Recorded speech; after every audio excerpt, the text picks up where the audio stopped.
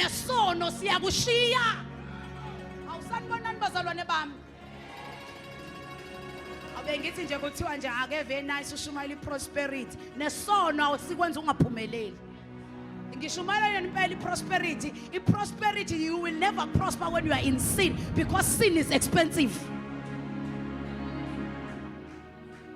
You will waste all your money when you are in sin because sin makes you pay. Isono siyaqhuqudana siyagugisana siyaphuphisana. Sono. Isono sikwenza uthi uyi-2000 ubukeke ngathi uyi-1970. Isono. So you will never prosper when you are still in sin. Ihenekeni uqeda nya u-2000 ubungathenga ngawo igrosa yenyanga. Sono.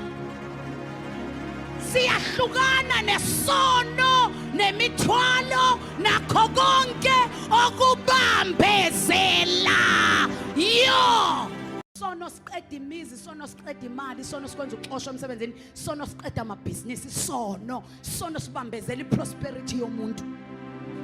Isono sibambezela igrowth yomuntu. Isono. So isono siyashiya bazalwane bami mase sisindisiwe, siyasenyanya futhi.